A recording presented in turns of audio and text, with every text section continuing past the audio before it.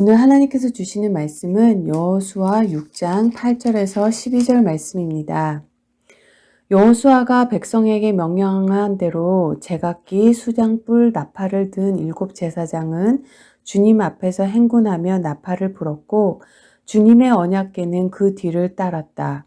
또한 무장한 선발대는 나팔을 부는 제사장들보다 앞서서 나갔고 후발대는 궤를 따라갔다. 그동안 제사장들은 계속하여 나팔을 불었다. 여호수아가 또 백성에게 명령하였다. 함성을 지르지 말아라. 너희 목소리가 들리지 않게 하여라. 한마디도 입 밖에 내지 말고 있다가 내가 너에게 외쳐라 하고 명령할 때 큰 소리로 외쳐라. 이처럼 여호수아는 주님의 궤를 메고 성을 한 바퀴 돌게 한 다음에 진해에 돌아와서 그 밤을 진에게서 지내게 하였습니다. 다음날 아침에 여호수아가 일찍 일어났다. 제사장들도 다시 주님의 궤를 메었다. 하나님의 말씀입니다. 오늘은 여호수아 6장을 통독하고 본문 8절에서 11절을 묵상하시면 됩니다. 여호수아 6장은 어떻게 보면 많은 오해를 가져온 말씀이기도 합니다.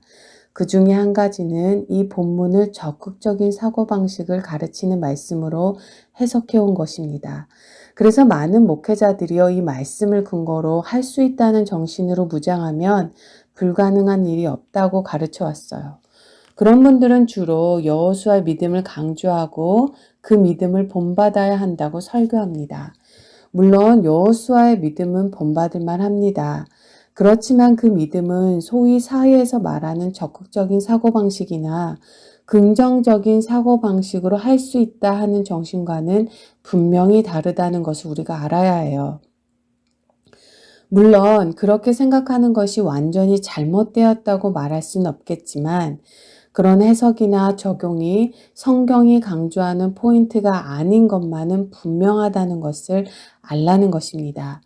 오늘 본문 말씀은 우리가 인생에서 만날 수 있는 여러 장애물을 극복하는 방법을 제시하고 있습니다. 그러나 그것은 신앙적이고 영적인 문제를 다루고 있는 것이지 단순히 세상에서 적극적인 사고방식과 긍정적인 사고방식으로 성공적인 인생을 살라는 말씀은 아니라는 거죠. 우리는 살면서 자주 인생의 장애물을 만나게 됩니다. 어떤 장애물은 우리가 마음 먹고 열심히 노력하면 통과할 수 있는 것들이지만 어떤 장애물들은 도저히 우리 힘으로 통과할 수 없는 것도 있어요. 육신의 질병이나 더 나아가 죽음의 문제는 우리의 힘으로 해결할 수 있는 부분이 아니라는 거죠. 어떤 사람은 할 수 있다는 정신으로 불도저처럼 강하게 무장해 추진력 있게 살기도 하지만 그런 사람들 역시 자신의 힘으로 감당할 수 없는 암초를 만나게 되면 자초할 수밖에 없어요. 오늘 본문도 그런 장애물을 보여주고 있는 겁니다. 그 장애물이 뭔가요? 바로 여리고 성이었어요. 여리고는 가나안으로 들어가는 관문의 성격을 가진 가장 큰 성입니다. 지금 이 성이 굳게 닫혀 있는 거예요. 1절에서 보니까 여리고 성 사람들은 이스라엘 자손들을 두려워하여 성문을 굳게 닫아 걸었고 출입하는 자가 없었더라 합니다. 이 여리고라는 도시는 해발보다 굉장히 아래로 낮게 위치하고 있습니다. 샘이 많이 나오고 오아시스가 많고 그래서 야자수가 많으므로 주변 지역의 중심지가 되기도 했습니다. 이 성을 지나치고는 가나안 땅에 그냥 지나갈 수 없습니다. 그러나 너무나도 굳게 닫혀 있기 때문에 이 성을 연다라고 하는 것은 연약한 이스라엘 백성들에게는 도저히 거의 불가능한 것으로 보입니다. 우리가 살면서요, 마찬가지로 도저히 무너지지 않을 것 같은 여리고와 같은 문제들이 우리의 앞을 가로막고 있는 상황에 부딪힐 때가 많아요. CCC의 빌브라트 목사는 신앙생활은 어려운 것이 아니라 불가능한 것이다.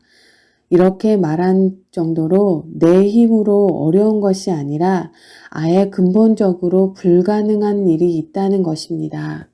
저는 선교를 나갈 때나 목회를 할 때 이런 걸 참 많이 경험하게 됩니다. 여러분도 신앙생활을 하면서 이런 경험 많이 해보지 않나요? 도저히 예수님을 믿지 않을 것처럼 마음의 문을 닫고 굳게 닫고 있는 사람에게 복음을 전할 때, 야, 이건 불가능해. 어떻게 저 사람이 마음을 열고 예수님을 믿게 할 수 있을까? 쉽게 포기할 것 같아요. 저 사람은 변하지 않아. 단단해도 너무 단단해. 그런데요, 돌과 같은 마음이 은혜의 눈이 띄니까 변하더라고요. 사람의 생각으로는요, 불가능해 보여도 하나님께서는 불가능한 것이 없습니다. 신앙생활이란 정말 기적의 연속이어야 한다고 저는 그렇게 믿습니다. 1 플러스 1은 2, 이 공식만으로 신앙의 즐거움을 우리가 맛볼 수 없거든요. 때로는 곤고하게 쌓았던 성벽이 무너지고 굳게 닫힌 문이 열어지기는 것을 경험하기도 해요. 내 힘으로는 아무것도 할 수 없지만 세상을 창조하신 그 전능하신 하나님께서 나와 함께 하시니까 불가능한 것처럼 보이는 일이 이루어지는 것, 이게 우리의 신앙생활의 기쁨이라는 것입니다. 지금 여러분의 마음에서 기쁨을 빼앗아가고 여리고 성과 같은 것이 무엇인가요? 또 과연 어떻게 하면 우리가 그 여리고 성을 무너뜨릴 수 있을까요? 우리가 연약한 인간으로 육신의 한계를 잊고 사는 동안은 결코 피할 수 없는 여리고 성, 그것을 어떻게 하면 무너뜨릴 수 있을까요? 오늘 우리가 묵상하는 여호수아 6장은 이런 문제에 관해서 아주 실질적인 교훈을 제시하고 있다는 것입니다. 먼저는 우리 인생에서 여리고를 만났을 때 제일 먼저 해야 할 일은 무엇일까? 그것은 우리가 하나님을 바라보는 거예요.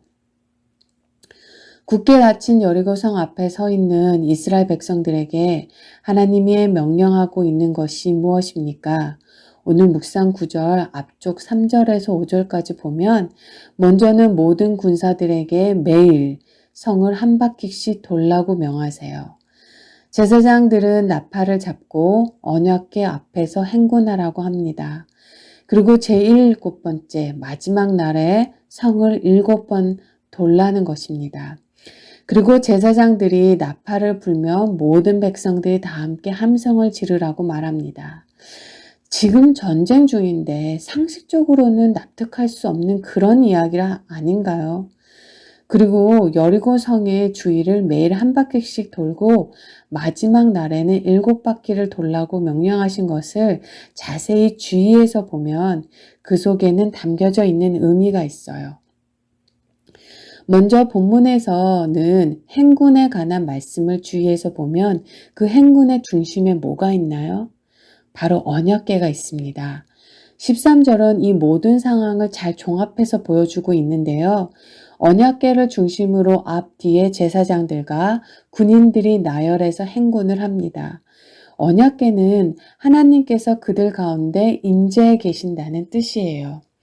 하나님의 임재를 상징하는 법궤를 중심에 놓고 행군하는 것은 하나님을 우리의 삶의 중심에 놓고 살아야 한다는 거예요. 우리가 앞이 막혀서 정말 아무런 길이 보이지 않을 때 제일 먼저 해야 할 일은 하나님과의 관계를 돌아보는 것입니다. 그러니 이 일 때문에 여호수아 5장에서 하나님은 길갈에서 전쟁을 앞두고 모두 잠시 멈추고 이스라엘 백성들에게 먼저 할례를 행하시고 유월절을 지키도록 명령하셨어요. 그리고 여리고 성을 돌 때도 그 행군의 중심에는 언약궤를 놓고 있습니다. 이는 하나님을 삶의 중심에 놓고 살아야 한다는 뜻이고 이 전쟁이 그 어느 누구도 아닌 하나님께 속한 것임을 깨우쳐 주시기 위한 것이라는 거죠. 사방이 막혀 있을 때는 위를 바라보시기를 바랍니다. 내가 지금 처해 있는 답답한 상황 가운데서도 하나님이 함께 하심을 알아야 해요. 그래서 그들은 침묵했습니다. 7일째가 되는 날까지 침묵했어요. 입에서 아무 말도 내지 말아야 하는 이유는 나팔 소리를 통해서 선포되는 하나님의 음성을 들어야 하기 때문이죠. 우리가 먼저 너무 많은 말들을 하면 하나님의 음성을 들을 수 없게 돼요. 어려운 일을 만날 때일수록 떠들지 말고 조용히 침묵하는 가운데 하나님의 음성에 귀를 기울여야 하는 거예요. 이스라엘 백성들이 홍해를 만났을 때 모세를 통해 들려줬던 하나님의 명령이 무엇입니까? 출애굽기 14장 13절에 너희는 가만히 서서 여호와께서 오늘날 너희를 위하여 행하시는 구원을 보라. 그들이 조용히 침묵하는 가운데 눈으로는 하나님의 임재의 상징인 법궤를 보고 귀로는 하나님의 일하심을 알리는 나팔 소리를 듣고 있었어요. 그러면서 그들은 이 전쟁도 내 힘으로 하는 것이 아니구나. 굳게 닫힌 여리고를 무너뜨린 것 역시도 하나님께서 속한 것이구나 깨닫기 시작한 거예요. 이 사건을 통해서 전쟁은 하나님께 속해 있구나. 하나님께서 결국 승리하신다라고 하는 것을 점점 더 분명하게 확신하게 되었던 것입니다. 절망을 헤치고 일어설 수 있는 새 힘은 오직 하나님께로부터 나오는 것임을 오늘 말씀을 묵상하며 확실하게 마음에 새기기를 바랍니다. 불평할 만한 일들이 생길 때마다 가만히 서서 조용히 하나님의 음성에 귀를 기울이는 그런 복된 하루의 삶이 되기를 주의 이름으로 간절히 기도합니다. 아멘.